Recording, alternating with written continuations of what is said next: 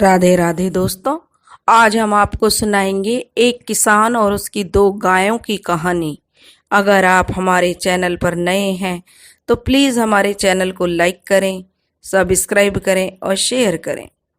एक किसान था, उसके पास उसकी दो गायें और उसकी पत्नी थी। छोटा सा परिवार था। वह एक छोटे से गांव में रहता था जो चारों तरफ से पहाड़ियों से घिरा हुआ था। किसान के पास एक छोटा सा जमीन का टुकड़ा था। वह अपनी जमीन पर थोड़ी खेती करता और गायों का दूध बेचकर उससे अपना गुजारा करता था। किसान के कोई संतान नहीं थी, इसलिए गांव के लोग कई बार किसान की पत्नी को ताना भी मारते थे कि इनके संतान नहीं है, और उनसे कटे कटे रहते थे। किसान की पत्नी बड़ी ही धार्मिक विचारों की और पूजा पाठ करने वाली थी। वह भगवान शिव के मंदिर जाती, भगवान से प्रार्थना करती कि उसके घर में भी सुख समृद्धि रहे। जब लोग उस पर ताने मारते तो वह बड़ी दुखी होती थी। किसान ने काफी अपनी पत्नी का वैद्यों को दिखाया, काफी इलाज कराया, लेकिन अभी तक उसको संतान की प्राप्ति नहीं हुई थी, क्योंकि काफी समय उनकी शादी को बीत गया था। लेकिन उनके नसीब में शायद भगवान ने संतान सुख नहीं दिया था।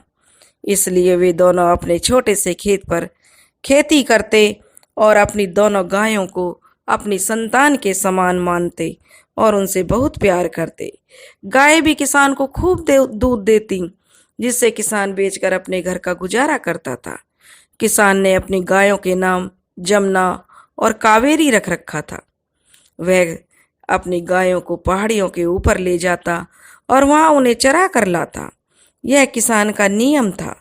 किसान भी बड़ा भोला भाला था, हमेशा गांव में सबके सुख दुख में आगे खड़ा होता था। फिर भी लोग संतान नहीं होने के कारण उसे थोड़ा कटते थे।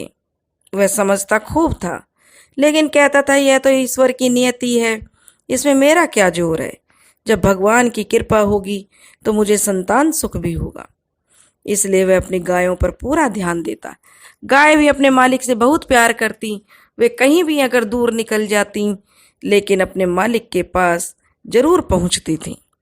एक दिन की बात है, किसान अपनी दोनों गायों को पहाड़ियों पर चराने के लिए लेकर गया था।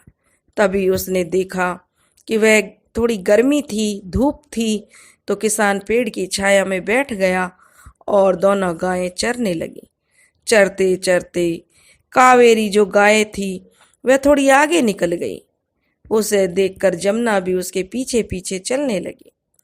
अब वह किसान की नज़रों के सामने थी। किसान सोच रहा था कि चलो, गायें चर रही हैं, कहीं नहीं जाएंगी, और कावेरी तो वहीं पर चरती रही।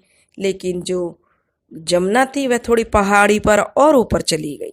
तभी किसान ने देखा कि जो जमुना है उसके जो दूध की धारा उसके थनों से निकल रही है, और वह दूध भी बहुत तेजी के साथ निकल रहा था। यह देखकर किसान बड़ा आश्चर्यचकित हुआ कि जमुना आज अपना दूध क्यों निकाल रही है, वो क्यों ऐसे ही अपना दूध बखेर रही है। लेकिन किसान ने कुछ सोचा नहीं, क्योंकि वह ऊंचाई पर थी और किसान उस पेड़ के नीचे से देख रहा था। जब शाम हुई, गायों को घर चलने का समय हुआ, तो वह गायों को अपने घर ले गया। घर जाकर जब वह दूध दोहने लगा तो कावेरी ने तो काफी सारा दूध दिया, लेकिन जमुना के नीचे उसे दूध नहीं मिला। यह देखकर वह अपनी पत्नी से कहने लगा कि मैंने जमुना को पहाड़ी के ऊपर दूध निकालते हुए देखा है, इसका दूध अपने आप निकल रहा था। इस पर किसान की पत्नी कहने लगी, यह आपकी आंखों का वहम हो सकता है कोई और बात हो। पता नहीं आज जमुना दूध क्यों नहीं दे रही है। उसने भी सोचा शायद मेरी पत्नी ठीक कह रही है, आज तक तो ऐसा वकाया कभी हुआ नहीं है। इसलिए वह भी सोचने लगा कि कोई बात नहीं, आज जमुना ने दूध नहीं दिया तो कोई नहीं, कल दूध दे देगी। लेकिन अब वह फिर अगले दिन जब गायों को चराने के लिए गया तो फिर उसने देखा कि जमुना उसी जगह पर पहुंची और उसने अपना सारा दूध निकाल दिया। आज भी किसान ने अपनी आंखों से देखा, लेकिन वह थोड़ी ऊंचाई पर था तो किसान वहां पर नहीं पहुंचा था। गाय अपना दूध निकालकर और अपने किसान के साथ चल दी। अगले दिन भी किसान जब उसकी पत्नी और वह गायों का दूध निकालने लगे, तब भी जमुना ने दूध नहीं दिया। यह देखकर किसान को बड़ा अटपटा लगा कि मैं इतनी मेहनत करता हूँ और आज मेरी गाय 2 दिन हो गए हैं दूध नहीं दे रही है। मेरा घर का गुजारा तो इन्हीं से चलता है। वह सोचने लगी उसकी पत्नी कहीं ऐसा तो नहीं है कि जमुना की तबीयत खराब हो। वही है तो पशु ही, बता थोड़ी ना सकती है कि उसको क्या दुख दर्द है। किसान को अब उसकी बात समझ आने लगी। वह सोचने लगा कि शायद तुम बिल्कुल ठीक कह रही हो, हमारी जमुना शायद बीमार है। लेकिन जब उसने गाय को वैद्य को दिखाया, जो गायों का वैद्य था जानवरों को, तो वह कहने लगा कि जमुना तो एकदम ठीक ठाक है। अब किसान की समझ में नहीं आ रहा था। वह भगवान भोलेनाथ से प्रार्थना करने लगा कि हे भोलेनाथ, मैंने अपनी गायों को अपनी संतान की तरह पाला है, लेकिन पता नहीं मेरी गाय को क्या होता जा रहा है। अब ऐसे करते करते 8-10 दिन गुजर गए। रोज ही जमुना अपना दूध नहीं देती थी। अब किसान और किसान की बहू, जो पत्नी थी, बहुत ही उदास बैठे हुए थे कि पता नहीं हमारी जमुना क्यों दूध नहीं दे रही है। अगर ऐसे ही चलता रहा तो हमारे परिवार का गुजारा कैसे होगा। वे दोनों भगवान की मर्जी समझकर गाय को पहले के जैसे ही प्यार करते रहे। उन्होंने गाय को यह नहीं सोचा कि दूध नहीं दे रही है तो इसके साथ बुरा बर्ताव करें, इसको मारें या खाना नहीं दें, चारा पानी ना दें। लेकिन वे पहले की तरह ही जमुना को प्यार करते रहे और भगवान भोलेनाथ से प्रार्थना करने लगे। एक दिन जब जमुना ने देखा कि उसका जो किसान मालिक है और किसान की पत्नी दोनों उदास बैठे हुए हैं, तभी वह किसान को, जो उसके तलवे को चाटने लगी। किसान ने जमुना के ऊपर बड़े हाथ से प्यार से हाथ फेरा और कहने लगा, जमुना तुम्हें क्या परेशानी है? अगर तुम बता तो सकती नहीं हो, लेकिन हम कैसे समझे कि तुम्हारी क्या परेशानी है। तभी जो जमुना थी वह रंभाने लगी और वह अपने मालिक का कुर्ता पकड़कर खींचने लगी। तभी किसान की पत्नी कहने लगी, लगता है कि जमुना हमसे कुछ कहना चाहती है। इसलिए उसका किसान और किसान की पत्नी जमुना गाय के पीछे पीछे चल दिए। जमुना आगे आगे चल रही थी और किसान और उसकी पत्नी जमुना के पीछे पीछे चल रहे थे। जमुना धीरे धीरे चलती हुई उसी स्थान पर पहुंच गई जहां पर वह जो रोज दूध निकालती थी। किसान और किसान की पत्नी जब वहां पर पहुंचे तो उन्होंने देखा कि उनके सामने भी आज गाय ने फिर जाकर वहां पर दूध निकाल दिया। यह देखकर वे बड़े आश्चर्यचकित हुए कि आखिर ऐसा यहाँ पर क्या है जो गाय आकर अपना दूध निकाल देती है। तभी गाय ने अपने खुर से थोड़ा सा जमीन को खोदना शुरू किया। तभी से जो किसान था वह समझ गया कि जरूर यहाँ पर कोई बात है। उसने तुरंत ही घर गया और घर से एक कुदाल लेकर आया और वह उस कुदाल से जमीन को खोदने लगा। जब वह कुदाल से जमीन को खोदने लगा तो उसका आश्चर्य का ठिकाना नहीं रहा। उसे एक काला सा पत्थर दिखाई दिया। धीरे धीरे उसने उस कुदाल को फिर से खोद और ज्यादा गहरा खोदा तो देखा कि वहां पर एक शिवलिंग था। यह देखकर किसान और किसान की पत्नी बड़े आश्चर्यचकित हुए कि हमारी जो जमुना है, हम ऐसे ही वहम कर रहे थे, हमारी जमुना तो शिव जी पर अपना दूध अर्पण कर रही थी। दोनों पति पत्नी शिव जी शिवलिंग की पूजा करने लगे और उसका गुणगान करने लगे। जमुना भी वहीं पर खड़ी हुई थी। तभी जमुना ने थोड़ी सी दूरी पर जाकर फिर से अपना पंजा मारना शुरू किया। किसान ने सोचा कि शायद यहाँ पर भी कुछ है। अब किसान ने जो वहां पर भी कुदाल से खोदना शुरू किया तो क्या देखता है, वहां पर 2 मटके गड़े हुए थे। उसने जब धीरे धीरे वहां पर खुदाई की तो देखा कि 2 मटके दिखाई दे रहे हैं जो मिट्टी के बने हुए थे। किसान की पत्नी कहने लगी, जरा धीरे धीरे खुदाई करो, देखो तो सही हमारी जमुना क्या कहना चाह रही है।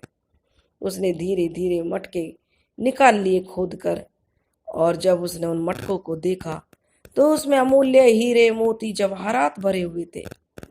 यह देखकर तो किसान और किसान की पत्नी हैरान रह गए और वह जमुना को अपने गले से लगाने लगे कि हमारी जमुना ने तो हमारी दरिद्रता ही दूर कर दी। हे भोलेनाथ, यह हम पर भोलेनाथ की कृपा हुई है। उन्होंने उसे भोलेनाथ की कृपा समझकर उस धन को वो अपने घर ले आए। तभी पति पत्नी विचार करने लगे, कहने लगे कि देखो, पहले भी हम सुख से 2 रोटी खा रहे थे, हमें कोई ज्यादा धन की आवश्यकता नहीं है। क्यों ना इस धन से हम एक गांव में अच्छा सा मंदिर बनवाएं, गांव में कुएं खुदवाएं, अस्पताल बनवाएं और स्कूल बनाएं, ताकि हमारे बच्चे पढ़े लिखें और गांव में जो गांव की काया पलट हो, क्योंकि गांव के लोग बहुत गरीब थे। उसके पति पत्नी दोनों ने आपस में विचार किया। उस धन से उन्होंने अपने उपयोग के लिए कुछ धन रख लिया, बाकी का सब वे लोग मंदिर बनाने, धर्मशाला बनाने, कुएं खुदवाने, तालाब बनाने में उन्होंने लगा दिया। क्योंकि पहाड़ियों का गांव था, पहाड़ियों से घिरा था, इसलिए लोगों को पानी लेने के लिए भी बहुत दूर जाना पड़ता था। किसान ने अपने गांव के लोगों को समझाया कि वे अपने बच्चों को पढ़ने के लिए स्कूल में भेजें। किसान ने उन औरतों को भी बताया कि वो भी घर पर कढ़ाई सिलाई का काम करें, ताकि हमारे गांव की तरक्की हो। धीरे धीरे गांव के लोगों को समझ आने लगा। सब लोगों ने किसान को अपना मुखिया बना दिया। अब वे समझने लगे कि किसान बहुत ही समझदार था। अगर उसको धन का लालच होता तो वह गांव वालों के बारे में नहीं सोचता। किसान अपनी जमुना गाय और कावेरी को आज भी बहुत प्यार करता था। वह शिवलिंग की पूजा करता और सब लोग के गांवों को भी पूजा करने के लिए प्रेरित करता। जगह जगह कथा आरतियां होती, कीर्तन होते। गांव का माहौल एकदम से बदल गया। गांव में छोटा सा गांव था, इसलिए सब लोग पूजा पाठ पर बहुत ध्यान देने लगे। अच्छे अच्छे संस्कार उनके बच्चों में आने लगे। अब वे लोग किसान को अपना मुखिया मानते, हर चीज की सलाह किसान से लेते। किसान के भी अपनापन, पूजा पाठ और निश्चल सेवा भावना से भोले बाबा की ऐसी कृपा हुई कि उसकी पत्नी भी गर्भवती हो गई। 9वें महीना उसको एक सुंदर से बेटे को जन्म दिया। अब किसान भी और उसकी पत्नी भी माता पिता बन चुके थे। उनका भी परिवार संपूर्ण हो चुका था। अब गांव के लोग उन्हें कोई भी ताना नहीं मारता था। सब लोग आपस में बड़े शर्मिंदा होते थे। जो लोग उनके बारे में उल्टा सीधा बोलते थे, वे किसान के पास आते और कहते कि मुखिया जी, हमें क्षमा कर दो, अनजाने में हमने बहुत ही मूर्खतापूर्ण बातें आपसे कही। किसान कहता कि कोई बात नहीं, भगवान की मर्जी के बिना कुछ नहीं हो सकता। आज मुझ पर भगवान की कृपा हुई है तो मेरा परिवार पूर्ण हो गया। मुझे किसी से कोई गिला शिकवा नहीं है। अब गांव की काया कल्प हो चुकी थी। जमुना और कावेरी आज भी किसान के पास थीं और खूब दूध देती थी। किसान की पत्नी भी बड़ी खुश थी कि उसका परिवार पूरा हो गया था। गांव के लोग उनके सुख दुख में और किसान भी गांव के लोगों के सुख दुख में हमेशा खड़ा रहता था। दोस्तों, हे भोले बाबा, जैसे आपने उस किसान पर कृपा करी, ऐसे ही यह कहानी कह रहे हैं और जो यह कहानी सुन रहे हैं उन पर अपनी कृपा करना। बोलो हर हर महादेव, घर घर महादेव, हर हर महादेव, हर हर महादेव, घर घर महादेव।